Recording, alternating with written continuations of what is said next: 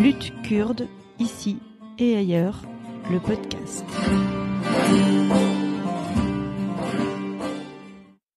Pour nous, le Newroz, tous les ans, c'est un renouveau d'espoir dans notre lutte, dans notre vie qui est une lutte sans arrêt. Souvent, on me demande comment je me suis retrouvée à animer un podcast dédié aux luttes kurdes alors que moi-même, je ne suis pas kurde. Eh bien, tout a commencé grâce à mes engagements féministes, puisque régulièrement, je participais à la marche Vérité et Justice, qui a toujours lieu en début d'année, pour demander que justice et vérité soient faites pour Fidan Dogan, Leila Shailames et Sakineh Jansis. Et puis, courant 2022, à l'occasion d'un agenda professionnel un peu moins chargé, j'ai passé beaucoup de temps au Festival culturel kurde et j'ai rencontré notamment Pia et Dida. Je les ai entendus chanter et j'ai trouvé ça superbe. Donc j'ai commencé à traîner au Centre culturel kurde, à rencontrer différentes personnes et notamment Baran qui m'a parlé de l'idée de lancer un podcast.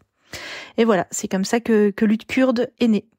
Et dès 2023, je me suis rendue à une manifestation à la place de la Bastille et j'y ai rencontré la présidente d'Espoir Afrin, Avin Khalil, avec qui j'ai échangé concernant Nefros et j'ai senti que c'était important de parler de ce sujet-là. Et voilà qui est fait aujourd'hui, puisque un an plus tard, enfin, ces archives se retrouvent dans un podcast dédié. Donc ce que vous allez entendre dans cet épisode, ce sont à la fois des archives de 2023 et des témoignages nouveaux de 2024. Alors pour nous parler de Nefros, aujourd'hui, dans l'ordre, vous allez entendre Sally Akin qui va nous expliquer comment ça se prononce convenablement. Vous l'avez déjà entendu dans l'épisode 12 de Lutte kurde, donc c'est un spécialiste de la question de la langue, donc évidemment c'était bien à lui qu'il fallait soumettre cette épineuse question de comment prononcer les choses convenablement. Ensuite, vous allez entendre Avin Khalil, la présidente de Espoir Afrin, telle que je l'avais enregistrée en ce jour très venteux de 2023 près de la Bastille. Donc voilà, c'est pour ça qu'on force un peu sur nos voix. C'était pour se faire entendre malgré le vent qui nous entourait. Ensuite, vous allez pouvoir entendre également un autre enregistrement de 2023 avec Aude, étudiante à l'INALCO. Ensuite, vous pourrez prendre connaissance de la mythologie de Kawa le Forgeron grâce à Pia. Vous allez réentendre d'autres archives de 2023 avec Elif Caracas et Ulia Ozen qui sont étudiantes à l'INALCO. Et enfin, vous allez pouvoir prendre connaissance de différents messages que m'ont adressés des amis kurdes que j'ai sollicités pour savoir ce que représentait Nefros pour elles et pour eux. Donc dans l'ordre, vous allez entendre Özench, Baran Gourbouz, Simon Souleymani, Ali de Young Struggle que vous avez déjà entendu dans l'épisode 8 de Lutte kurde, Lise, Gabar, que vous avez pu entendre dans l'épisode 9, et enfin Berivan Firat, que vous avez pu entendre dans l'épisode 13. Je vous souhaite une très très bonne écoute de cet épisode dédié à Nefros et qui, je l'espère, vous permettra de mesurer à quel point cette fête de Nefros est importante pour la plupart des Kurdes et revêt une dimension symbolique extrêmement forte. Bonjour Géraldine, voici les prononciations. Donc la fête c'est Newroz. Dans toute la variété, ça se prononce Newroz.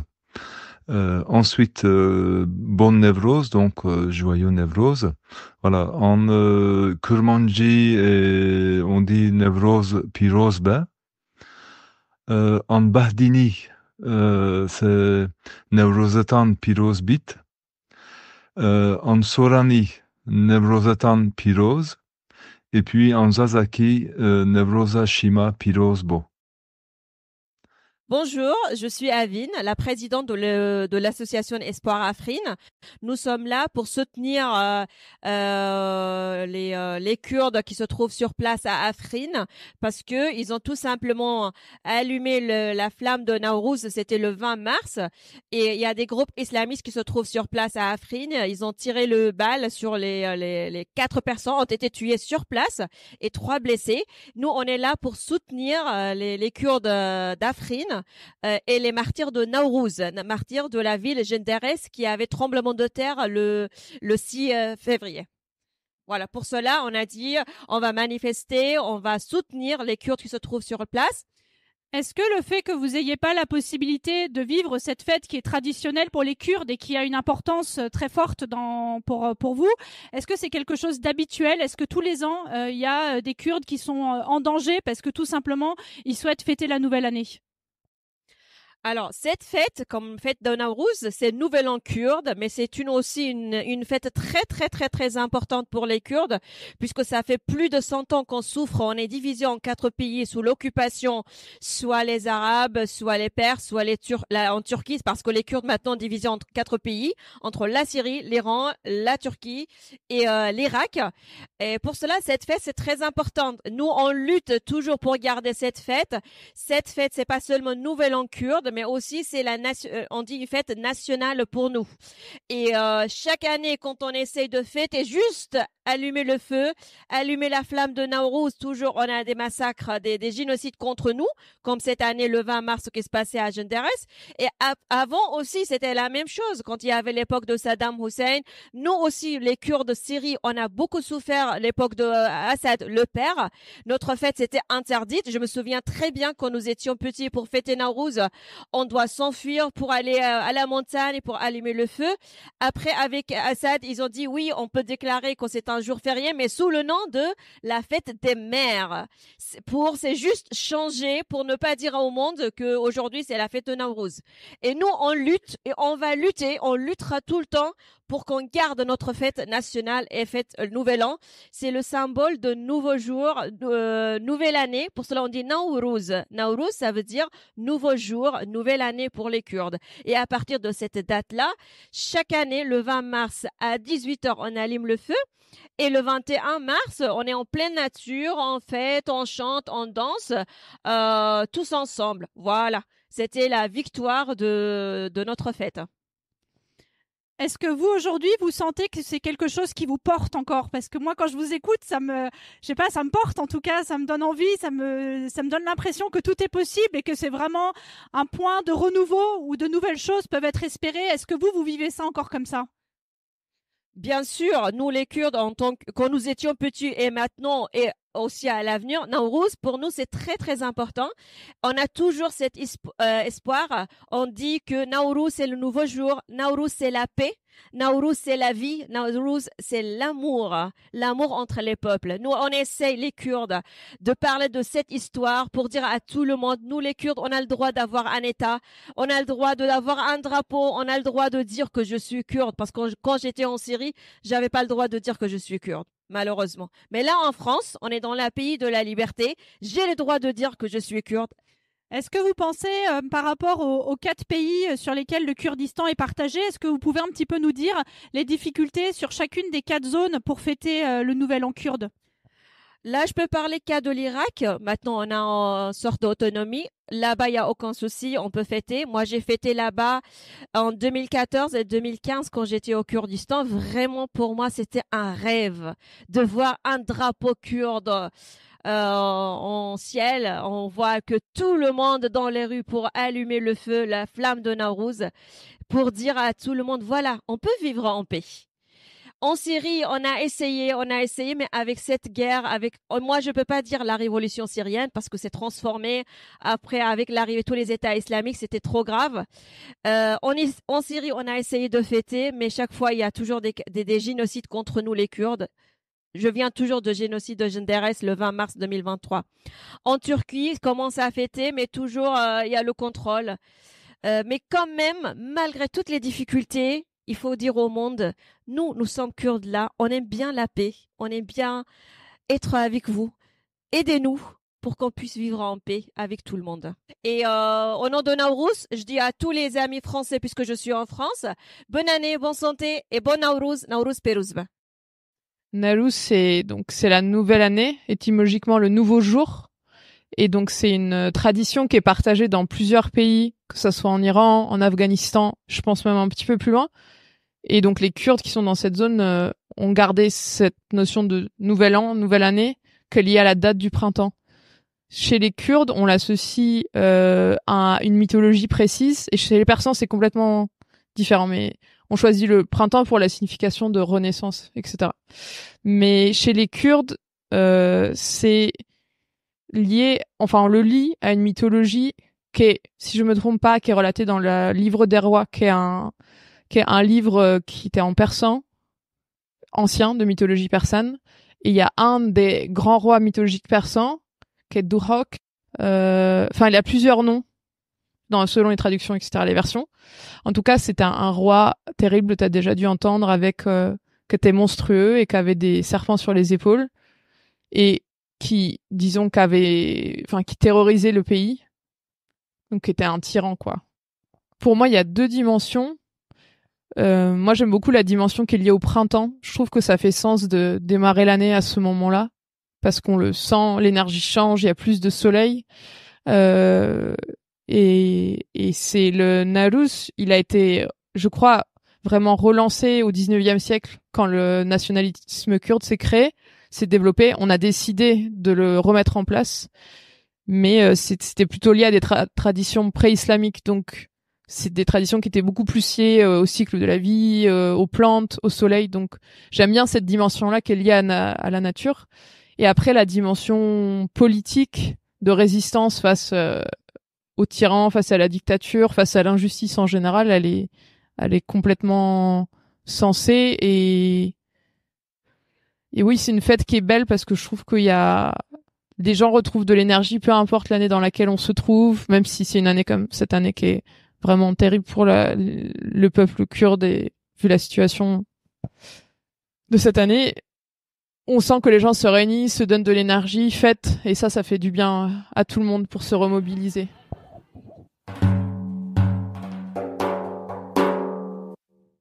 Dahak le tyran et Kawa le forgeron. C'est de là que part toute l'épopée, toute la mythologie du Newroz chez les Kurdes. Il y a très très longtemps, en Mésopotamie, à ce qui équivaut aujourd'hui en grande partie au Kurdistan, se trouvait un royaume et y régnait un tyran du nom de Dahak. Dahak était malade, il avait des plaies sur son corps. Personne ne trouvait de remède à ses plaies. Jusqu'au jour où il y en a un qui dit « Moi j'ai trouvé le remède, j'ai trouvé la crème qu'il faut appliquer sur les plaies. Mais pour cela, il nous faut un cerveau de jeune de 14 ans, frais, tous les jours. » Alors, le tyran a demandé à ce que l'on exécute, et tous les jours, un jeune de 14 ans était exécuté au royaume. On apportait son cerveau pour en faire une crème, pour appliquer sur les plaies du tyran. Et pendant des années, ça continua comme ça. Les petits naissaient, grandissaient, à 14 ans, ils étaient tués, leur cerveau était pris pour faire une crème pour les plaies du tyran Dahak. Jusqu'au jour où Kawa le forgeron, qui était un simple forgeron dans le royaume, se dit que ce n'était plus possible. Alors il décida d'aller chercher tous les enfants de 11, 12, 13, 14 ans du royaume et prirent ensemble la montagne. Pendant des années, ils se sont cachés là-bas, ils se sont formés, organisés là-bas, jusqu'au jour où Kawa le forgeron parvint à aller tuer le tyran Dahak. Ce jour-là, il alluma un grand feu pour que la fumée de ce feu soit visible de tout le royaume. Ainsi, les gens avaient compris que Dahak le tyran avait été tué par Kawa le forgeron et les jeunes du pays qu'il avait protégés et qu'il avait pris sous ses ailes, avec qui il s'était organisé. Et c'est de là que vient pour nous la symbolique du Newroz. Le Newroz, qui se fête le 21 mars, c'est bien évidemment la renaissance, puisque c'est le printemps. C'est la nature qui verdoie, qui renaît. Mais c'est aussi la résistance. Parce que c'était un 21 mars que Kawa, le forgeron, parvint à tuer Dahak le tyran et alluma le feu pour annoncer à tout le royaume avec la fumée de ce feu que enfin le royaume était libéré de ce tyran. C'est pour ça que pour nous les Kurdes, le Newroz ne représente pas simplement l'arrivée du printemps, mais c'est le jour de la résurrection. Pour nous, c'est la résistance, la symbolique la plus importante. C'est pour ça que parmi les premiers martyrs du PKK, Mazloum Dawan s'immola le jour du Newroz dans sa cellule de la prison de Diyarbakir de Ahmed. Pour nous, le Newroz, tous les ans, c'est un renouveau d'espoir dans notre lutte, dans notre vie qui est une lutte sans arrêt. Newroza Hamia Pirozbe. Je souhaite un bon Newroz à tout le monde. Il faut continuer à résister. Et un jour, nous parviendrons, comme Kawa le forgeron, à allumer le feu de la liberté et à annoncer à tout le Kurdistan que l'on est enfin libre.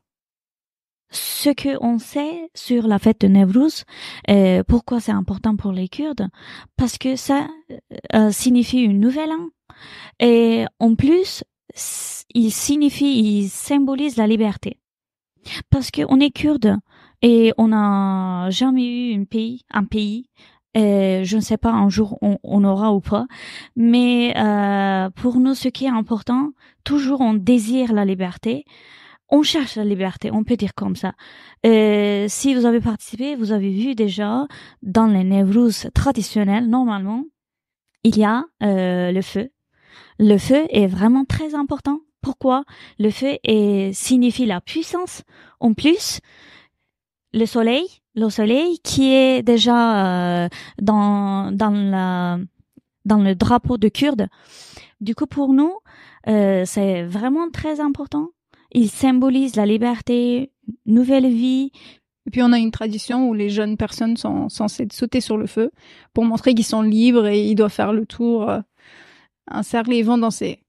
Et par exemple, c'était 2014, j'ai participé à une fête de Newroz en Turquie, à Darıca, et c'est à côté d'Istanbul.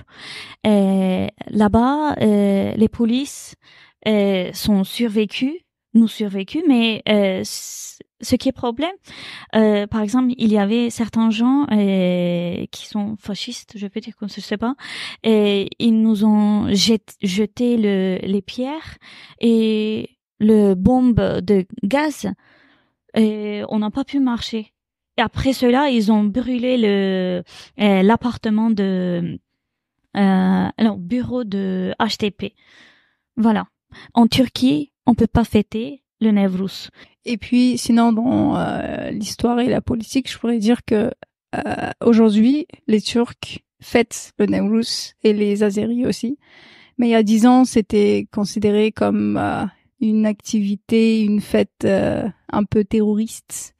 Du coup, on nous empêchait de le fêter. Alors qu'aujourd'hui, quand je parle avec un ami turc et je dis voilà, c'est le Newroz, il dit ah, nous aussi on fête ça. Alors qu'il y a 10 ans, ils savaient même pas ce que c'était. Ce jour-là, en fait, le Newroz, c'est pas justement pour les Kurdes. Il y a chez les Iraniens, chez les Afghanistans aussi. Mais c'est pas la même signification. C'est pour ça que j'ai dit, parce que pour les Iraniens, c'est juste Nouvel An. Mais pour nous, c'est pas ça. Pour nous, c'est vraiment très forte, la signification. J'espère qu'on aura un jour un pays individuel, indépendant. On n'a qu'une seule fête, à part le l'Aïd pour les musulmans et tout, c'est juste le Newroz. Et on essaie de fêter ça en liberté. Et c'est ce qu'on a fait ce dimanche. Oui. C'était magnifique. Et ici, on essaye de le refaire à Inalco, entre des camarades, entre des amis. En fait, les Kurdes sont habitués de manifester parce qu'on toujours cherche les droits ou je ne sais pas comment je peux dire, mais c'est le seul fête de Newroz. On ne manifeste pas, on participe juste pour danser ou comment je peux dire, pour s'amuser. Est-ce que vous seriez d'accord avec moi si j'affirme que c'est aussi un peu une parenthèse, c'est-à-dire qu'effectivement dans les luttes kurdes, il y a beaucoup de manifestations parce qu'il y a beaucoup d'injustices et que du coup c'est un des rares moments que vous avez pour vous retrouver et où on peut un petit peu oublier, mettre entre parenthèses tout ce qui s'est passé et espérer à une nouvelle année qui serait meilleure que les années qui lui ont précédé et que du coup c'est aussi un moment où on retrouve un peu de la force auprès des siens dans un moment qui est festif et qui se veut un peu porteur d'espoir, peut-être. Pour dire que, je sais pas, en France, c'est bon, vous êtes une famille kurde, vous habitez, je sais pas, à Bagnolet, à Paris, je sais pas, à Marseille, et vous connaissez pas des gens, vous pensez que vous êtes seul, et le 21 mars arrive, vous allez, je sais pas, dans un parc loin, et vous retrouvez des gens en rouge, en bleu, en jaune, c'est là vous dites, ah, ok, en fait, je suis chez moi, c'est bon. Nevroz Pirozbe. Alors, est-ce que, parce que je pense qu'il y a beaucoup de gens francophones qui vont nous écouter, j'espère, parce que l'idée, c'est aussi que ce podcast, il permette à des personnes qui connaissent pas les Kurdes de mieux découvrir la culture kurde. Donc, est-ce que tu peux nous dire ce que signifie ce que tu viens de dire? Bonne fête de Nevroz. Ah, merci. Le Newroz, c'est une fête qui est ancestrale, qui a perduré avec le temps, qui représente l'arrivée du printemps, le renouveau, les fleurs qui bourgeonnent, le ciel qui s'éclaircit. Et c'est fêté par quasiment par presque tous les peuples d'Asie, du Moyen-Orient, des Balkans aussi. Et chaque peuple a sa tradition et sa légende pour fêter le Newroz. Et pour les Kurdes, ça a un sens encore plus important actuellement parce que c'est aussi devenu un symbole de résistance. C'est une fête qui est devenue, oui, une résistance due aux persécutions de l'État turc qui a interdit aux Kurdes de fêter le Newroz. D'ailleurs, il y a eu des fêtes où il y a eu des centaines de Kurdes qui ont été assassinés, notamment à Digor, dans la ville de Kars.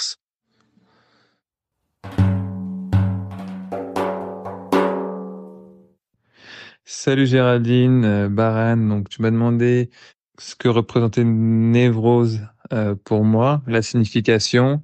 Pour moi, c'est une période de renouveau où la nature qui sort de l'hiver voit, on va dire, la vie reprendre le dessus d'un point de vue, on va dire, imagé. Hein, bien sûr, les Newroz, c'est quelque chose qui est lié à la nature et qui impacte forcément les êtres humains, puisque les êtres humains et la nature ne forment qu'un, c'est un tout. Voilà, c'est plutôt pour moi intimement lié à la nature. Voilà, un renouveau de la nature. La fête de Newroz a une signification très particulière pour chaque Kurde. Il y a deux aspects pour moi. L'une d'elles, c'était les célébrations culturelles du Newroz de mon enfance. Toutes les enfants du village se rassemblaient et nous allumions un grand feu dans un endroit libre et jouions autour. C'est un heureux souvenir d'enfance. Et l'autre, c'est la célébration politique du Newroz. Attaque de la police turque et résistance obstinée des Kurdes. En tant que journaliste à la télévision, j'ai été témoin de nombreuses fêtes politiques du Newroz comme ça. Nevroz Pirozbe. Bonjour à toutes et à tous, c'est Ali de Yursogul. Le Newroz continue à être un symbole, le symbole de la résistance du peuple kurde dans les 4 parties du Kurdistan, qui chaque jour fait face à l'oppression, à la colonisation de la Turquie, de l'Iran, de l'Irak, et qui au Rojava continue à construire sa révolution, à se défendre face aux attaques. Et aujourd'hui, le feu du Newroz qu'on allume partout dans le monde symbolise pour moi cette résistance et cette solidarité. Et donc c'est pour ça que cette fête est autant importante pour moi. C'est pas juste une fête comme les autres, mais ça reste aussi une fête politique parce que la lutte du peuple kurde continue et le feu du Newroz continue à être l'étendard de cette résistance du peuple kurde. Coucou, moi c'est Lise. Pour moi, le Newroz, il a une signification particulière. J'ai passé mon adolescence, en fait, plutôt dans un milieu français. Et quand je me suis intéressée à mon histoire et à mes origines, le Newroz, ça a été un peu ma renaissance personnelle. Depuis, chaque année, l'arrivée du Newroz, ça me rappelle pour moi plutôt ma place de Kurde dans le monde. Et c'est un rappel à mes racines.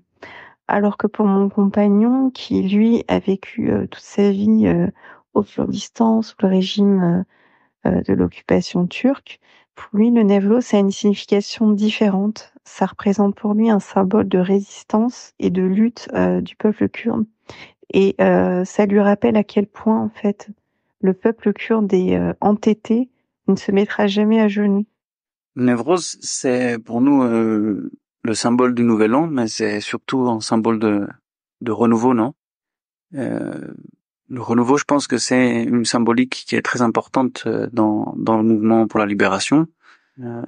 Abdullah Öcalan, il en parle souvent dans à différents moments, la nécessité de se renouveler, de se penser de nouveau. Et je pense que, en particulier pour le peuple kurde, ça a son importance, Newroz, parce que on parle d'un renouveau, d'une renaissance, un peu comme un phénix, non?